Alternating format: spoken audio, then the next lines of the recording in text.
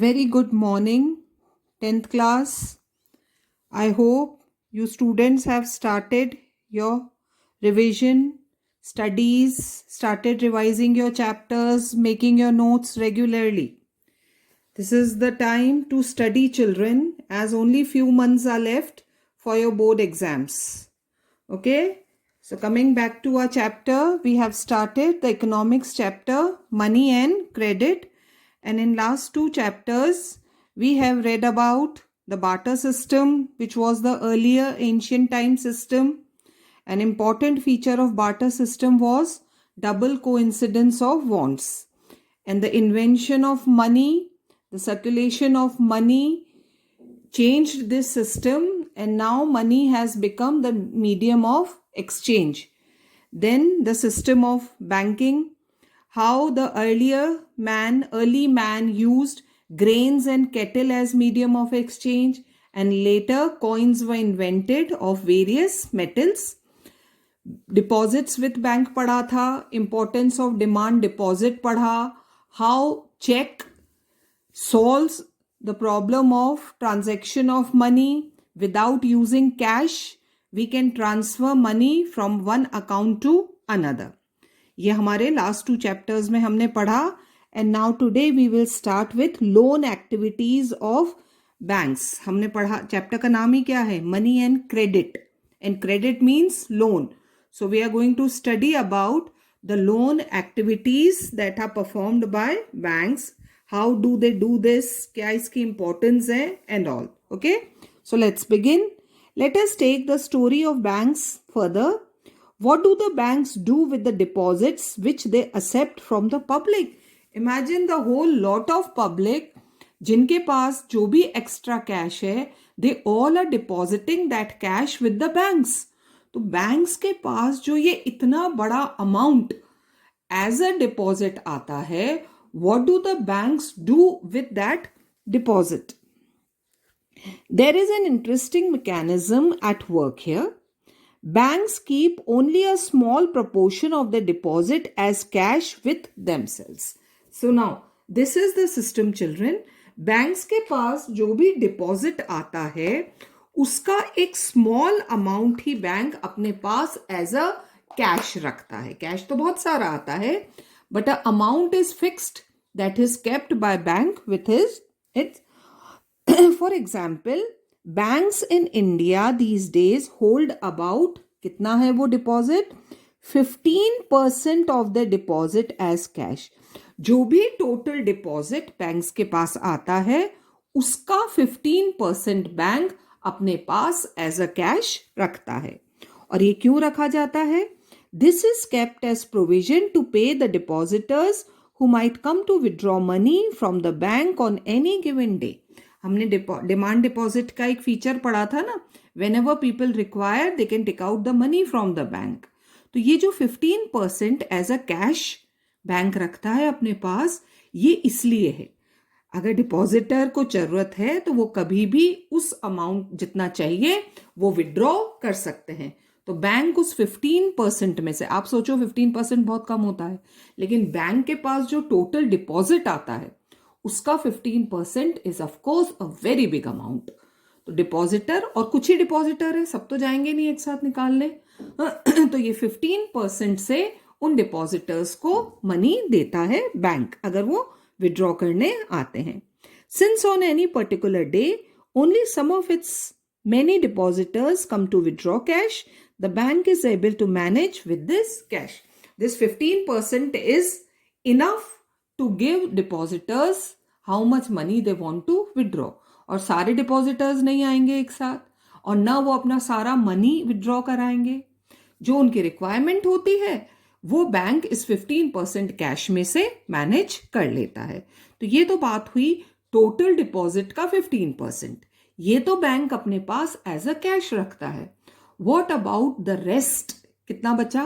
85%. अब बैंक उसका क्या करता है?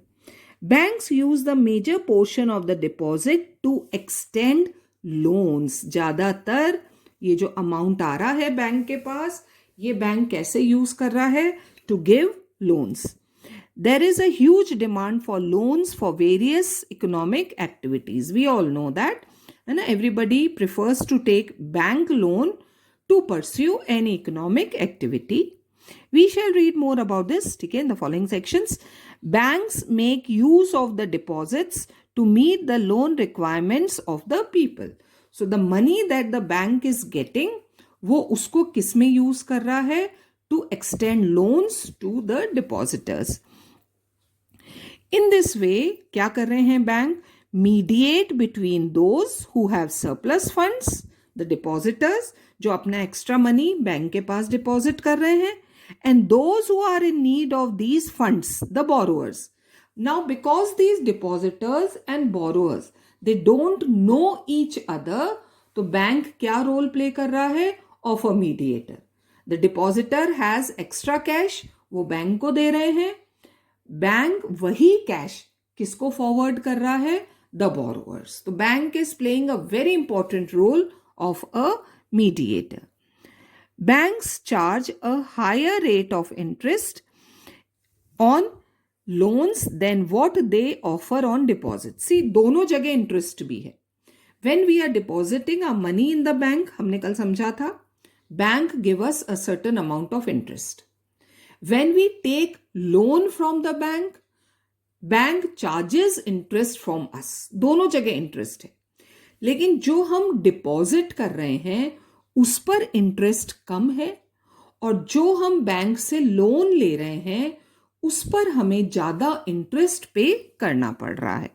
Banks charge a higher interest rate on loans than what they offer on deposit. The difference between what is charged from borrower and what is paid to depositor is the main source of income of bank. Bank borrower से ज्यादा interest ले रहा है और depositor को कम interest दे रहा है. तो the amount that is left, that is the income of bank. उससे बैंक अपनी इनकम मानता है. तो this is how bank mediates between the depositors and the borrowers. Now, as case study, we are going to see two different credit situations. Now, people are taking loan from banks. और भी होता है credit, सिर्फ bank से ही loan नहीं लिया जाता. और भी बहुत सारे वेज होते हैं बच्चों जैसे लोन लिया जाता है. Loan means credit. So here we are going to see two credit situations, और इससे हम एनालाइज करेंगे how taking credit can be beneficial, profitable, and how taking credit can be a loss for a borrower. So, two different credit situations. A large number of transactions in our day-to-day activities involve credit in some form or the other. और सिर्फ money का ही लेन then नहीं होता है बच्चों, बहुत सारी credit situation होती है. आप अपने फ्रेंड से पेन बोरो करते हो, कभी और कोई चीज बोरो करते हो, तो दैट इज ऑल्सो जो हम लेते हैं एंड वापस देते हैं बाद में, तो that is credit.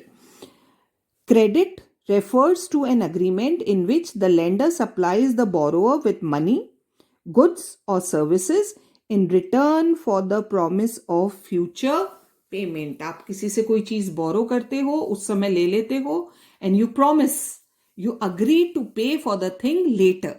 This is known as credit situation. Now let's see how credit works. With the help of these two examples, हम एनालाइज करेंगे कैसे क्रेडिट लेना प्रॉफिटेबल भी हो सकता है और लॉस भी हो सकता है. There's a first example is about a festival season. It's a story about a shoe manufacturer, Salim. Salim की story है, who's a shoe manufacturer. In a few months, क्योंकि festival order आने वाला है, so Salim receives an order of a large trader from the town for manufacturing of 3,000 pairs of shoes. Salim को ये order मिलता है एक शू मेकर से, ट्रेडर से, to manufacture, supply 3,000 pairs of shoes in a month's time. आप लोगों ने पढ़ी हैं सिचुएशंस इंटरेस्ट की और इनकी, तो टाइम भी होना चाहिए, रेट ऑफ इंटरेस्ट होता है सब. सो ही हैज टू डिलीवर दो shoes in a month's time, एक महीने में. To complete production on time, now Salim has to hire few more workers. To complete that order, उसे कुछ और वर्कर्स हायर करने पड़ेंगे for stitching and pasting work. He has to purchase the raw material, leather purchase करना पड़ेगा, है ना, 3000 pairs के लिए उतना amount of leather he needs. और इन some expenses के लिए सलीम दो तरह से लोन लेता है. देखो, now see carefully how he takes loan. First, he asks the leather supplier to supply leather now and promises to pay him later. ये हो गई ना, an agreement, प्रोडक्ट अभी ले लिया और अग्री किया, प्रॉमिस किया टू पे लेटर. ये क्रेडिट सिचुएशन हुई, उधार पर उसने लेदर लिया. Secondly,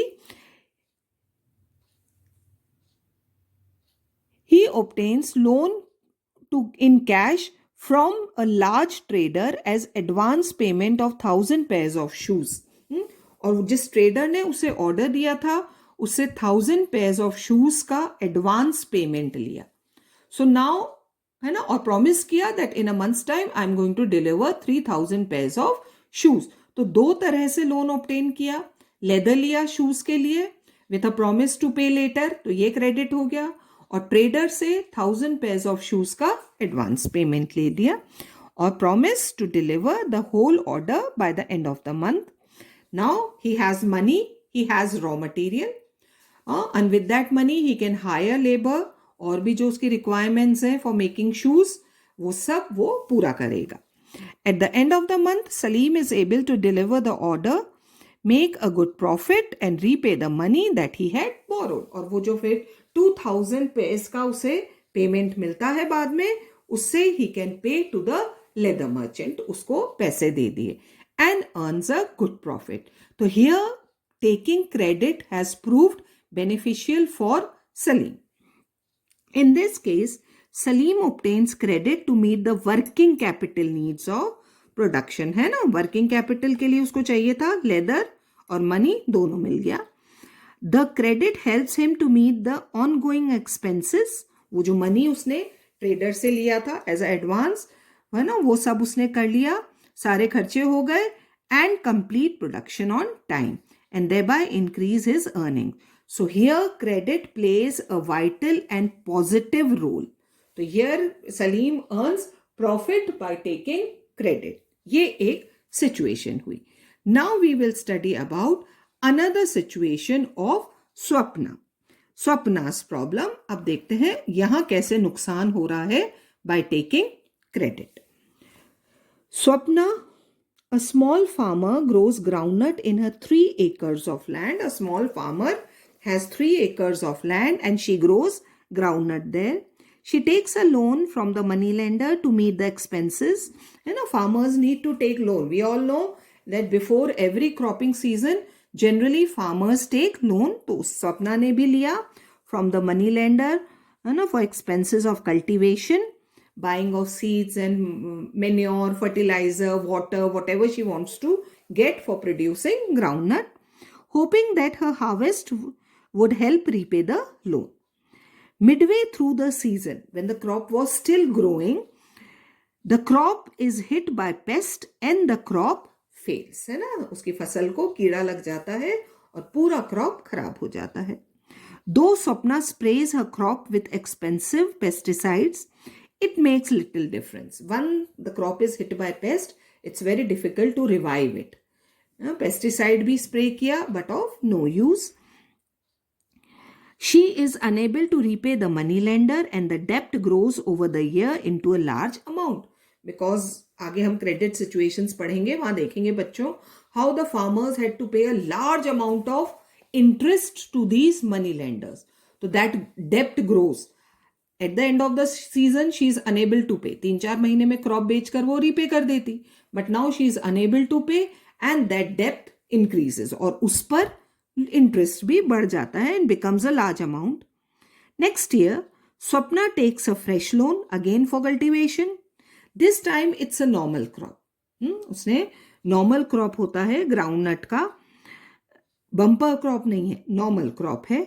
But the earnings are not enough. वो क्रॉप बेचकर जो मनी आया उससे उस साल का लोन तो रीपे हो गया, but she still has 1 year back previous year's loan. The old loan, she is caught in debt. कर्जे में फंस गई. she has to sell a part of the land to pay off the debt. So ये नुकसान हो गया स्वप्ना को, क्योंकि ठीक है सेम ईयर का डेप्ट तो उसने पे कर दिया, but what about the loan of previous year, उसके लिए she has to sell a part of land to repay that डेप्ट. तो here Swapna is at loss by taking credit or loan. In rural areas, the main demand for credit is for crop production. Generally, the farmers who are living in rural areas, they take loan before the cropping season. Crop production involves considerable cost. अब देखो किस किस चीज के लिए loan लेते हैं? For buying seeds, fertilizers, pesticides, water to irrigate the land, electricity, and repair of equipment, farming equipment. इन सब बातों के लिए रूरल एरियाज में the farmers take loan. There is a minimum stretch of 3 to 4 months. कितने time के लिए loan लिया जाता है? Not per annum, but it's only for 3 to 4 months between the time when the farmers buy these inputs and when they sell their crop. So generally they take loan for 3 to 4 months. Farmers usually take crop loans at the beginning of the season and repay the loan after harvest.